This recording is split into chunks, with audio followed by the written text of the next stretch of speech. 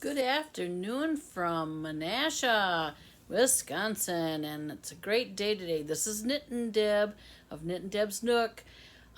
Nook as in a cozy corner, and I've created a little cozy corner here for working on my crocheting. I have a whole separate area in my room for yarn. So someday I'm going to get my maybe a new webcam for my laptop and sit in there to do my podcast, so you can actually see my yarn, a little bit of my yarn. Anyway, I'm feeling a little better. Not I can stay awake during the day. My throat is still sore. I'm on day 7 of penicillin. My glands are not quite as swollen, but it still hurts to swallow. It's like, is this ever going to go away? So I thought I'd hop on here and catch you up on a few things I've been working on since my avalanche of hats. I've made a couple more. I try to get one, at least one done a day. But I've got other stuff I do at night because the little the knitting machine, which you can hear, does make a little noise, and hubby turns up the TV louder over it. So I try to just do my cranking during the day and my handwork at night. So I'm working on a hat this color, Bernat Super Value. What color is it? Ladies? Well, that's an interesting color. Ladies? Oh, cool blue. Wonder what the ladies is. Oh, there's a pattern. Ladies slippers. But this is cool blue. Number 4, 100% acrylic. I got this on at Hirschner's sale. Speaking of Hirschner's, since I didn't get to go to Stitches Midwest, I'm thinking about taking a trip over to Hirschner's. Any of you live on the way there between Menasha and Stevens Point, if you want to hitch a ride, just let me know. It's always fun to have someone to shop with. Really was sad the day of Stitches Midwest not being able to go. But I'm going to go to Sheep and Wool Festival in September down in Jefferson, Wisconsin. So I have a few things I finished. I did get the Centro plastic knitting machine off of Amazon, and it's going back. It's a piece of junk. I made one item, a little scarf,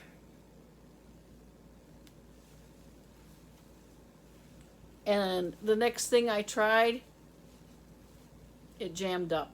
But it did have pom-pom makers in it, so I made a couple pom-poms for the end of the scarf. But this is a child size scarf. But what a shame that make one item and it breaks. So it's going back. Luckily, it's to a place that all I have to do is take it to a UPS store. I don't even have to have it packaged. They'll package it up and ship it back for free. So I am waiting for a sale on the Addy Professional 22 needle. I do have the money now because Wednesday I sold my Cricut maker, and Wednesday she's coming to pick it up. So I loved my Cricut. Made a lot of things, but once crocheting took over my life, it just was going to gather dust. So it's going to a wonderful home, and she'll make good use of it. She lives in apartments. She can't paint, so she wants to decorate her walls, which is perfect for the vinyl, creating anything you want on your wall. So that's Wednesday. But I still like finding a sale. I mean, I can pay full price for it, but I like a sale. I'm a bargain hunter. So anyway, on to finished objects. I finished this up this morning. Isn't it cute? Reminds me of zippity-doo-dah, zippity-yay.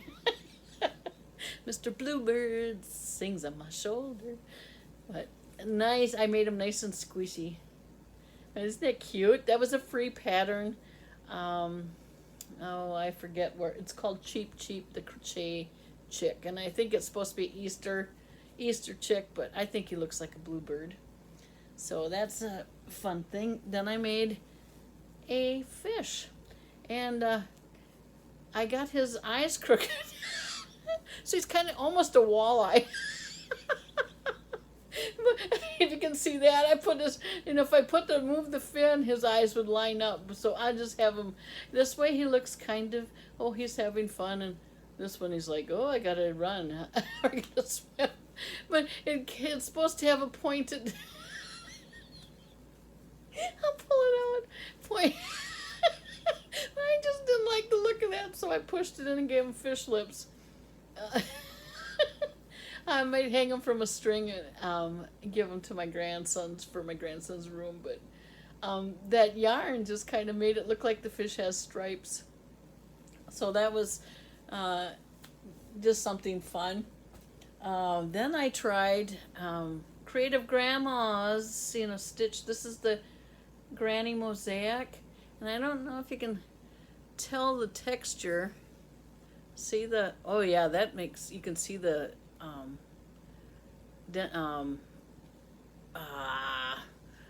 dimensions of it, but reminds me of fall. And my sister-in-law Lana has a room that I believe it's her grandmother's crocheted afghans on the her spare room that we stayed in when we went up there on vacation, and I thought of her. I might make more and put them as a table runner for her, but this was fun to learn. Creative Grandmas. I'll put a link to her YouTube. And then I found on my big knitting machine, the one I'm using, I can make a child-size hat. I just do a few rows, and it's kind of squat like this, and you just stretch it and stretch it and stretch it, and it gets to the size. And I just picked up stitches and did a front loop, back loop thing, and then single crochet, and just chained up this, and we wove it through there for like a ribbon. So it's a thin yarn because babies don't need a lot of heat when they're all bundled up in cars and things. This, when I wash it, a lot of this, you see this unevenness, that'll disappear, like you're blocking it. So see, once you stretch it out, they're gone. That comes with uneven tension. If I'm watching an exciting movie with my husband, I might forget and have a little more attention on my hands, so it creates a little unevenness. But otherwise, if I'm relaxed, you see nice and smooth like this one. But this one's just a man's hat, double layer. All of them I make are double layer. And basically what I'm doing is knitting a long tube. You can't see how far I'm putting my hands out, but then I double it up. So pinch the ends together and sew them together. So I'm getting a nice stack of hats created. Oh, and another thing I made, Day. She does tutorials, and everybody's doing her newest one is the little kitchen towel that hangs on your stove door handle, and looks like it's got a little apron on it and a pinafore, and it's got a back side to it too, so it's can wipe your hands on both sides if you want, or not use it at all, just for decorative. But isn't that cute? This is made of sugar and cream cotton. Makes it a little heavy. I think if I were to make another one, I might use a nicer, finer cotton, just so it's not so heavy. But isn't that cute? I think it's pattern 616, and her tutorials on YouTube. So that I made as a gift for my daughter's mother-in-law. We stayed at their house on vacation because they were not there, so they let us use their home as kind of like a bed and breakfast. And we had the 4 teen granddaughters with us, me and my husband, and the 4 teen granddaughters. We stayed up till midnight talking, and just talking about what is on their hearts as teenage girls. And it really got in. First it was kind of light and fluffy stuff, okay, what about boys, and and things like that. And they were my husband just sat there and listened to it all. He got, what a good sport to hear talking about periods and boys and things like that. But then it started getting a little heavy, and they came out with some stuff, and we as grandparents could help them without them talking to their mom or dad, and it was very special. I'm glad we had that time with them. They at first were like, oh, I don't know, they want to stay with Grandma and Grandpa. And then one wanted to go, and then another one wanted to go. One didn't want to go, but then they all four came. So we went to the grocery store, and we picked out treats for snacks, and then for breakfast. We had fun doing that. They thought that was pretty special, getting to pick out all kinds of junk food with Grandma and Grandpa. But in the morning, then I made cocoa wheats, and we bought vanilla ice cream, and you put a scoop of vanilla ice cream in the bowl first, and then pour the hot cocoa wheats or malto, cream like malto meal, cream and cocoa wheat over that ice cream, and it melts and becomes real creamy, so you don't have to add milk or sugar. And what a treat that was for the kids. So we just enjoyed that. Got to spend a day and a half with them before we came home. I love my grandkids dearly. My daughter has 6 children, 4 of her own and two stepdaughters. So I have 2 15-year-old girls, 2 13-year-old girls, a almost 6-year-old grandson, and the baby will be 2 next week. The baby boy with the red curly hair that I've put on Facebook. But he's a handful. But a lot of fun being with my grandbabies. Let's see. This is that mandala Afghan. I got the kit at Hirschner's sale, and I pick it up every once in a while, do a row. I'm bored with it. I don't like the stitches, and I'm thinking, well, maybe I'll just stop at this size and have it on the back of my chair, because I'm very bored with it. I don't want to frog it because it was a lot of work, so that just might be there. It can also go on.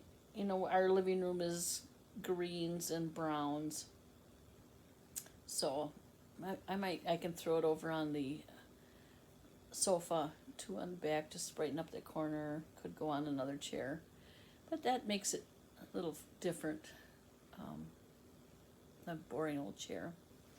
And I'm plugging along on my virus shawl. I'm using mandala yarn, and this is the only place there's purple, is in this very last, so that'll be on the outer edge. Would be kind of pretty. But what's it, a number 2/8, and I'm using a H hook, so it makes it lightweight, because I don't like the heaviness of worsted weight shawls. So it's pretty. It's a fun thing to do. I work on that at night. So I guess that's about it. I am doing the August yarn bingo with Mama Kayla. So I'm getting almost a bingo. I have to work on a blanket project. I have one going. I better get that out, get that square, and I'll have my first bingo. I did one acquisition this week on Amazon. I found this case of... Oh, I better watch my time. It's 15 minutes. I don't know why they cut me off at 15 minutes. I've been verified. Anyway, it's bent sewing needles. They work the best on the knitting machine and sewing. So that's my only purchase that way. So I'm going to say toodle-oodles and keep on keeping your hands busy. Bye-bye.